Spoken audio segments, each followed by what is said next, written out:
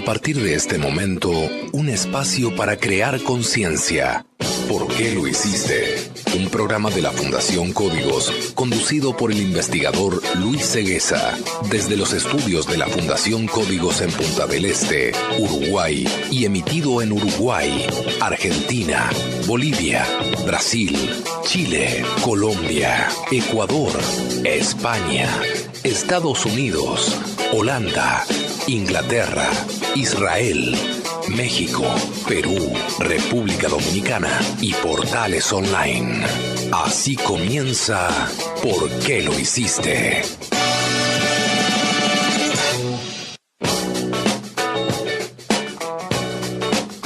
Muy bienvenidos amigos nuevamente a ¿Por qué lo hiciste? Hoy transmitiendo como siempre desde los estudios de Buenos Aires, República Argentina, para toda la cadena ECO, 223 emisoras en 16 países. ¿Por qué lo hiciste? Una producción de la Fundación Códigos. Hoy con un programa dedicado al agua. Vamos a estar hablando del agua potable y también del agua de mar. Y por supuesto, los efectos de la contaminación del hombre y cómo podemos ir mejorando todo esto. Y también vamos a estar hablando de una nueva noticia de Tesla Motors, la mejor fábrica de autos eléctricos del mundo. Todo esto y mucho más aquí en ¿Por qué lo hiciste? ¿Por qué lo hiciste? Y vamos ahora con Laura Rivero a los titulares de hoy. Insólito. Revelan la fecha en que la Tierra se quedará sin agua. Una noticia que debe ser de su especial interés la trae nuevamente la organización Wikileaks. Investigadores de la UNAM impulsan un proyecto para monitorear los puertos de Mazatlán, Sinaloa, Ciudad del Carmen, Campeche y Puerto Morelos, Quintana Roo, con el fin de procurar su cuidado ante los efectos del cambio climático. Tesla Motors anunció la construcción del automóvil eléctrico comercial más veloz del mundo, capaz de ir de 0 a 96 kilómetros por hora en 2,5 segundos. Noticias. En ¿Por qué lo hiciste? Noticias. Insólito. Revelan la fecha en que la Tierra se quedará sin agua. Una noticia que debe ser de su especial interés la trae nuevamente la organización Wikileaks. Se trata hoy de algo mucho más grave y más inmediato.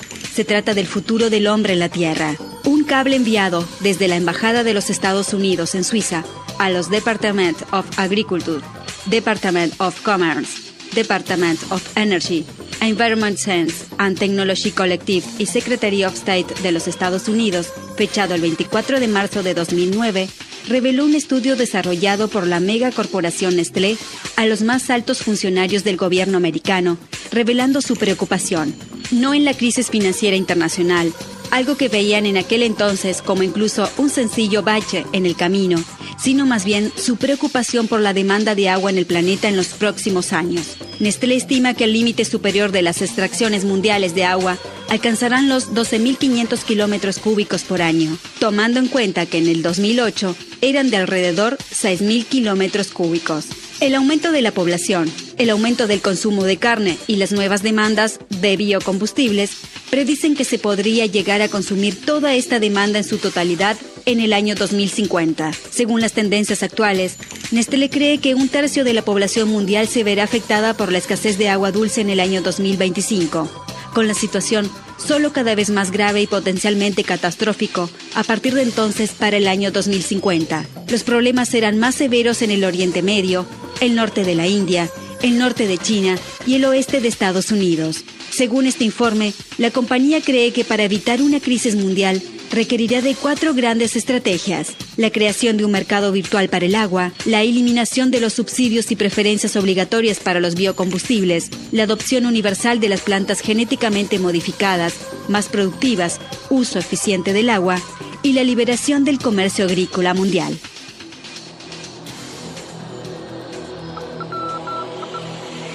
Y bien amigos, una noticia que se esperaba, ¿no? Algo que por lo menos los ecologistas y todos los que trabajan en este campo se la veían venir. Parece que hoy ese día que no queríamos que llegara, llegará inevitablemente. Ya lo había dicho Hillary Clinton hace un poco de tiempo atrás, aproximadamente un año o un poco más. Había dicho claramente que dentro de 10 años las guerras serían por el agua. Aparentemente ese momento está llegando. Estamos obviamente preocupados por esto y siempre tratamos, cuando damos sobre todo conferencias para niños en escuelas, de explicar el valor que tiene el agua, ¿no? Porque en Sudamérica, mayormente en toda la zona de Río de la Plata y el sur de Brasil, y gran parte de Brasil se podría decir, y muchos países obviamente de América del Sur y América Central, no se valora tanto el agua porque en realidad abunda. Pero por ejemplo uno llega al aeropuerto de Tel Aviv, en Israel, y adentro del aeropuerto lo que hay es una gran fuente de agua. ¿Por qué? Porque obviamente Israel está en un desierto y ahí sí el agua se valora. Porque lo que podemos ver en Israel, jardines hermosos, pasto, gramilla, es todo artificial. Si bien el pasto es verdadero, es natural, pero mirando debajo de la mata de pasto encontraremos caños de plastiducto alimentando justamente toda esa grama. ¿Por qué? Porque es un desierto y ahí el agua justamente hay que hacerla llegar a cada rincón para poder habitar ese lugar. También podemos ver en Las Vegas un caso similar. Las Vegas también es un desierto. Y bueno, Las Vegas es diferente porque hay un gran despliegue energético. Pero las veces que hemos ido nos ha llamado mucho la atención cómo en el medio del desierto también abunda la energía y el agua. Pero decíamos que es importante, por lo menos para nuestra fundación, y yo creo que para muchos ecologistas, ir educando a los niños para que entiendan la importancia de cuidar el agua y de administrar el agua correctamente. A mí personalmente me ha pasado muchas veces de entrar a algún baño público y encontrar una canilla abierta, porque hay personas que se lavan las manos y piensan que si cierran la canilla se vuelven a contaminar. Es una forma de pensar, ¿no? Inmediatamente lo que uno hace, va y la cierra. Y este tipo de cosas lo vemos continuamente porque no se valora el agua. Porque aparentemente abunda, pero llegará el día que va a faltar. La noticia habla aquí, bueno, de una fecha de vencimiento obviamente, y también habla del petróleo. Y hablando del petróleo, creo que es importante tener muy en cuenta no seguir contaminando las napas con el fracking, como está sucediendo en Estados Unidos en muchos lugares. Hemos visto hasta videos en los cuales las napas de aguas están contaminadas justamente por el combustible fósil debido a este sistema de perforación llamado fracking. Debería ser, yo diría que hasta prohibido este sistema, ya que está ocasionando un daño enorme, no solo a todos los ecosistemas, sino también a este preciado líquido, el cual en algún momento lo vamos a necesitar y mucho. En fin, esto es un problema real, un problema que, como decíamos, ya lo había mencionado Hillary Clinton hace poco tiempo atrás, y ahora en esta noticia, según Wikileaks, aparentemente queda claro que el agua se termina. Estamos hablando obviamente del agua potable. De todas maneras pensamos que el gran problema hoy no es el agua, aunque parezca increíble, ¿no? Porque cualquiera puede pensar que el agua es lo más importante en este momento que tenemos que cuidar. Y obviamente que sí. Pero siempre decimos que cuando falte el agua potable, el hombre va a buscar el agua de alguna manera, va a potabilizar, aunque es caro, pero va a potabilizar el agua de mar y le va a ir buscando soluciones, como ya hemos hablado aquí en ¿Por qué lo hiciste? Soluciones simples. Ya hay tecnologías que funcionan con elementos naturales que logran captar, por ejemplo, el agua potable desde el aire y otros sistemas similares que en definitiva permiten el reciclaje del agua. Y de una manera u otra tenemos esa carta bajo la manga para que no muéramos por falta de agua. Lo que sí nos preocupa, y siempre lo decimos, es la pérdida de oxígeno que estamos teniendo, porque ahí sí el ser humano no tiene forma. Humanamente no tenemos forma de reciclar el oxígeno ni de atraparlo de ningún lado. Humanamente el oxígeno cuando se quema, como en este caso se está quemando con los motores de los vehículos, no se vuelve a reponer. Lo que hace lo verde obviamente es transformar el anhídrido carbónico o el CO2 en oxígeno, pero todo lo que está plantado en el planeta, más toda la plataforma marina, que es mucho más, no alcanzan para reponer el oxígeno que se está consumiendo diariamente. Esto quiere decir que estamos con un déficit importante y ahí sí tenemos un serio problema porque no vamos a tener forma de recuperar el oxígeno perdido. Por eso decimos, el agua hay que cuidarla, pero el oxígeno también. Y bien, vamos ahora al desarrollo de la segunda noticia de hoy con el licenciado Juan José Garone. Tecnología de más de 1500 años ayuda a combatir la sequía en Perú. Estamos tan acostumbrados a lo novedoso e innovador que no miramos al pasado y la inteligencia natural donde se esconden muchas de las soluciones a los problemas de la actualidad. Hoy Lima atraviesa un problema de sequía que amenaza con endurecer más aún las restricciones al consumo de agua. Los técnicos de la capital del Perú han encontrado una solución inesperada para mantener el suministro del agua. Recuperar las amunas, una técnica de irrigación anterior incluso a los incas. El problema de Lima es el mismo que se da en muchas otras ciudades ubicadas en zonas muy secas. En este caso, y a pesar de la elevada humedad ambiental, la ciudad tiene un microclima con pocas precipitaciones al año. La época seca suele durar en torno a los 7 meses. Tras un año especialmente poco generoso en lluvias, los habitantes de la capital peruana enfrentan restricciones para alargar al máximo las reservas existentes. Una de las soluciones que se barajaba era construir una nueva planta desalinizadora para extraer agua potable del mar, pero se trataba de un proyecto caro y cuya construcción llevaría demasiado tiempo. En su lugar, técnicos de la compañía de aguas Sedapal han decidido invertir en conservar los antiguos amunas construidos por la cultura Huan, que desarrolló todo un imperio anterior a los incas entre el año 550 y el 900 después de Cristo. Hoy puede parecer sencillo, pero los amunas eran una tecnología muy avanzada para la época. Se trataba de canales que formaban parte de un complejo sistema de irrigación que recorría lugares específicos de la cordillera de los Andes, recogiendo agua de lluvia. En lugar de almacenar este agua en depósitos, los Wari hicieron confluir estos canales hacia las zonas donde están los acuíferos subterráneos que dan origen a los ríos de esta parte del mundo. El agua se vertía en esas zonas y se filtraba en el suelo, alimentando el acuífero de manera natural e incrementando la reserva del río durante la estación seca. De momento los investigadores están estudiando los amunas para saber exactamente dónde va a parar el agua que vierten. La idea es invertir $23 millones en recuperar 50 de estas antiguas canalizaciones de hace ya casi 1500 años. Según las estimaciones, recuperar los amunas permitirá incrementar las reservas de agua de Lima en un 60%. Un reciente estudio publicado en el V Foro Mundial de los Bosques, celebrado en octubre pasado en Pekín, también sugiere que la medida podría ayudar a evitar las ocasionales inundaciones que se producen durante la época de lluvias. Los Wari parecían saber muy bien lo que se hacía con esos canales, aparentemente primitivos, pero muy ingeniosos.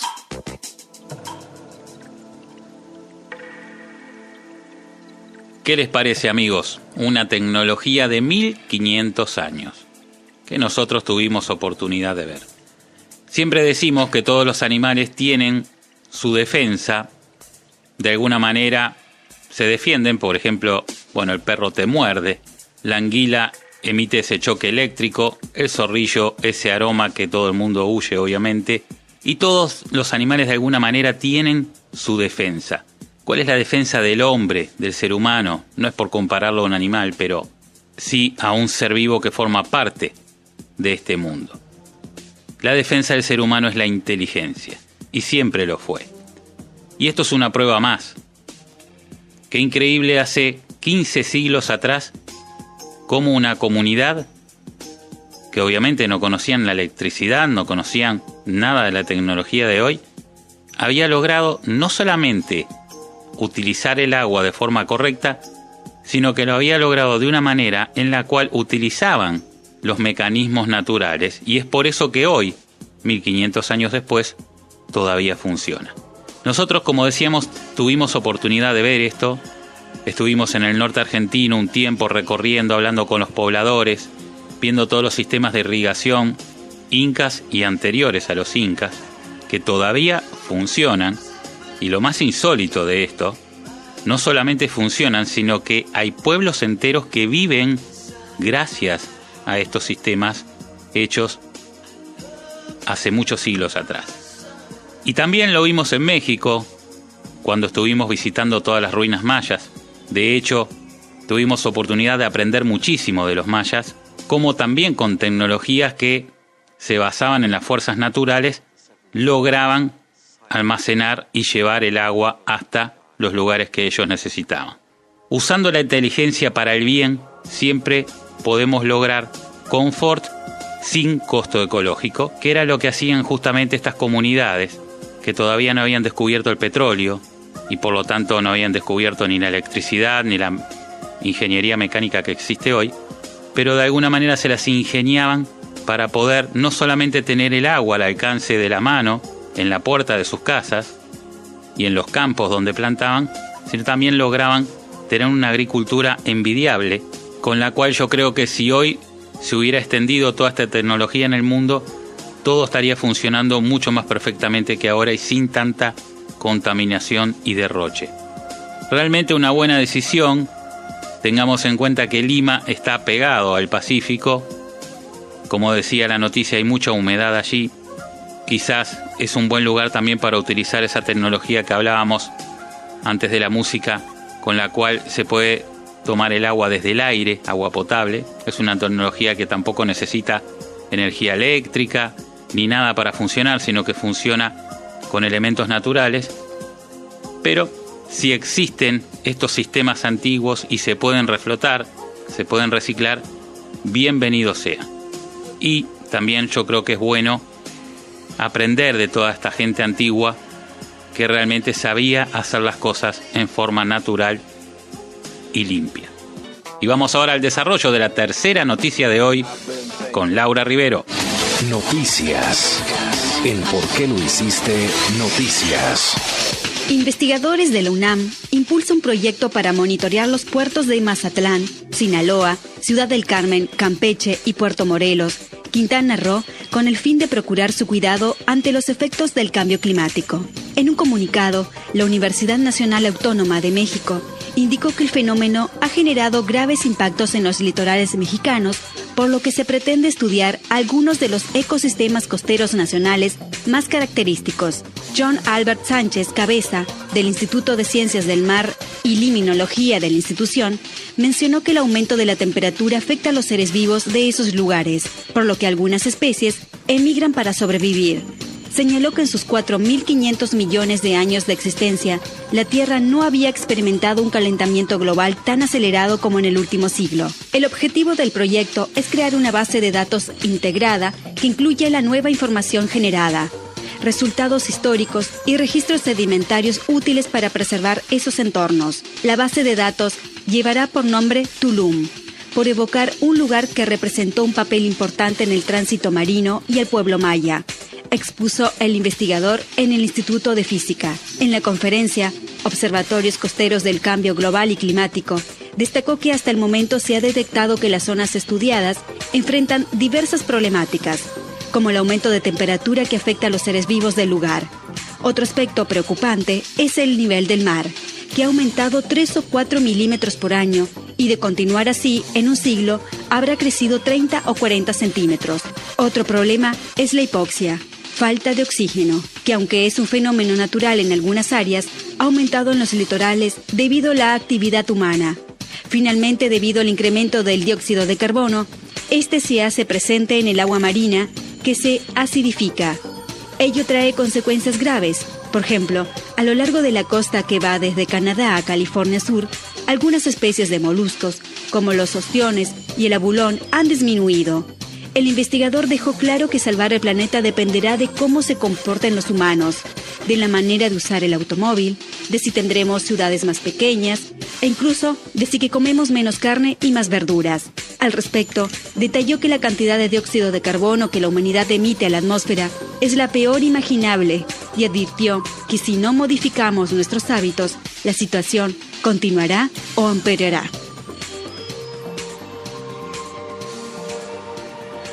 Y bien, amigas y amigos, otra noticia que habla del agua, otra noticia preocupante y otra noticia que nos deja a nosotros, los seres humanos, como responsables de este deterioro enorme. La noticia habla de 3 puntos principales, pero antes que nada me quedo con esta frase tan importante que dice aquí, que la Tierra, en sus 4.500 millones de años de existencia, nunca había experimentado un calentamiento global tan acelerado como en el último siglo. ¿Por qué me quedo con esta frase? Porque los defensores, o mejor dicho, los detractores del cambio climático, siempre dicen que lo que estamos viendo simplemente es parte de lo que hace la Tierra en sus ciclos, que todo es por los ciclos de la Tierra. Si bien esto en parte es verdad, la Tierra tiene ciclos, el universo tiene ciclos, lo que sí estamos viendo ahora no es por los ciclos de la Tierra, sino por la obra del hombre. Pero esto no lo dice la Fundación Códigos ni lo digo yo, lo dice el 95% de la comunidad científica en el mundo. Es algo que está probado y recontraprobado. Ahora, esta frase deja más claro aún, porque obviamente este enorme daño que estamos haciendo, este calentamiento global, es tan rápido que no da tiempo a la Tierra a poder sanearlo. No da tiempo tampoco a los animales a adaptarse, ni a las plantas. Y ahí es donde viene el desastre. Porque, por ejemplo, la noticia dice que hay animales que han emigrado buscando aguas más frías, pero obviamente hay animales que no pueden emigrar porque no nadan o porque no se mueven, y también hay plantas que no pueden emigrar. Entonces, ¿qué es lo que sucede cuando el hombre altera el clima de la Tierra y sobre todo las temperaturas, que generalmente no son consideradas como importantes? Sucede esto: se extinguen las especies, mueren muchas especies que ni siquiera llegamos a conocer, porque el hombre hoy no conoce ni la mitad de las especies que existen en el planeta, y muchas ya desaparecieron y ni siquiera las conocimos. Por eso entendemos que esta noticia es importante, porque los seres humanos debemos darnos cuenta, antes de que sea tarde, de que nuestra obra y la forma de vivir que tenemos está terminando con la vida en el mar, que fue justamente donde comenzó. Después la noticia habla del crecimiento de las aguas.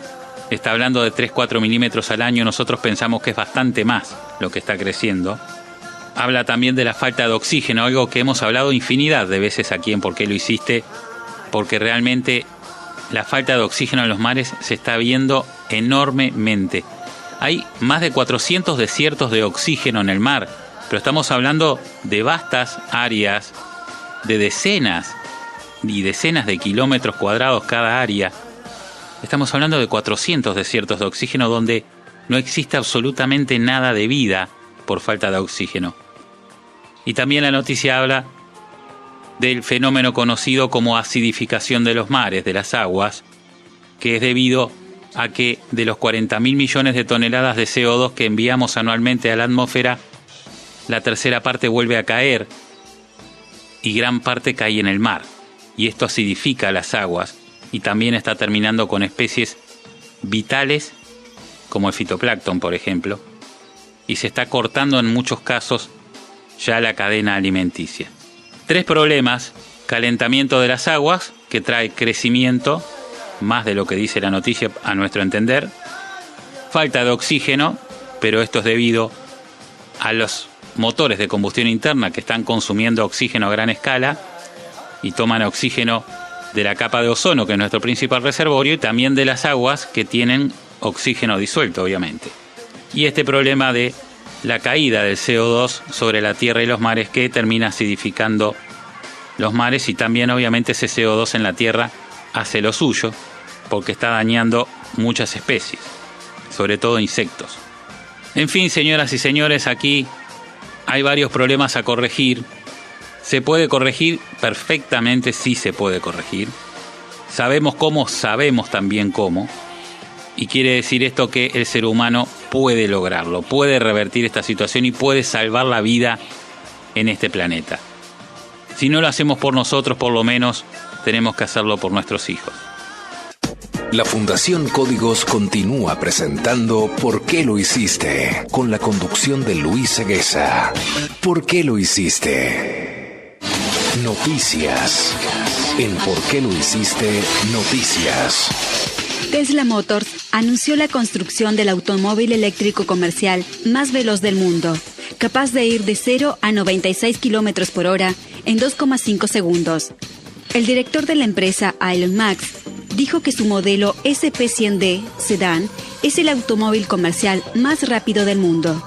El modelo La Ferrari y el Porsche 918 Spider son más rápidos, admitió Musk, pero aseguró que esos son carros de producción particular que cuestan más de $1 millón y que ya no se fabrican.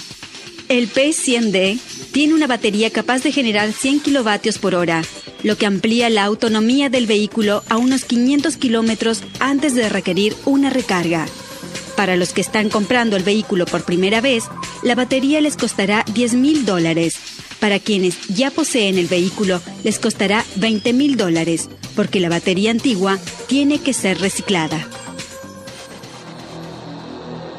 ¿Qué les parece, señoras y señores, andar en el auto más rápido del mundo con tan solo $15 para llenar el tanque, por llamarlo de alguna manera?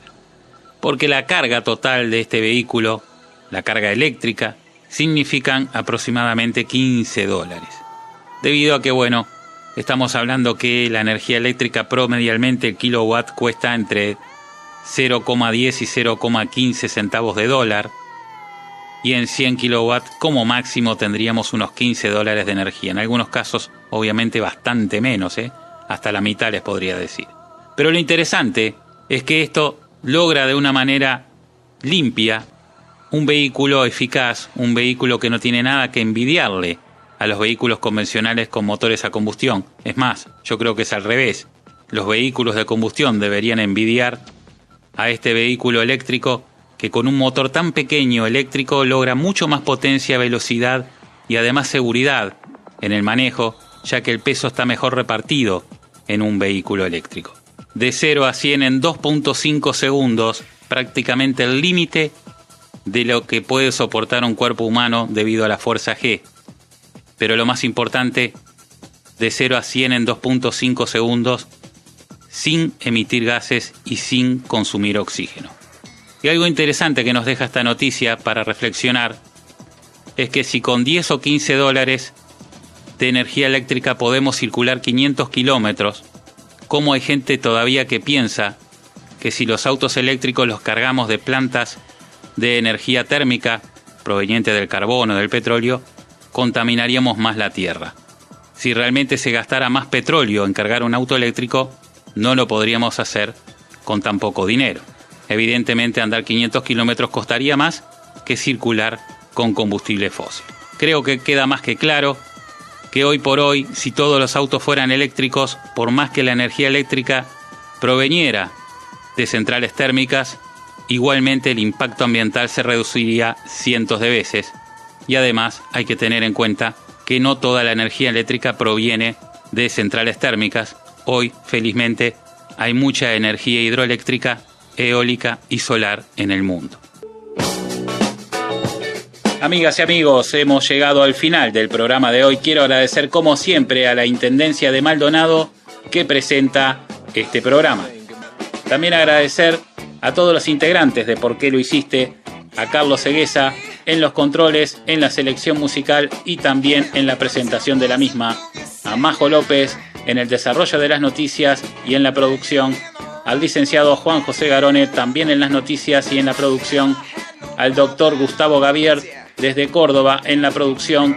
A Carlos Acosta desde Montevideo también en la producción. A Vanessa Gaspar desde Maldonado, aquí desde Maldonado con la producción. a la licenciada María Paz Gálvez desde Santiago de Chile, también con la producción, y Carmen Amelia Ampuero en Lima, Perú, también con la producción, a los ingenieros de sonido que hacen posible esta retransmisión en 207 emisoras en 16 países. También agradecer a los propietarios de las emisoras que nos permiten llegar a ustedes, y por supuesto también agradecerte a vos que siempre estás allí. Chau, chau. Hasta aquí te presentamos ¿Por qué lo hiciste? Desde los estudios de la Fundación Códigos de Punta del Este y para Uruguay, Argentina, Bolivia, Brasil, Chile, Colombia, Ecuador, España, Estados Unidos, Holanda, Inglaterra, Israel, México, Perú, República Dominicana y Portales Online. Será hasta la próxima semana. ¿Por qué lo hiciste? Un programa de la Fundación Códigos.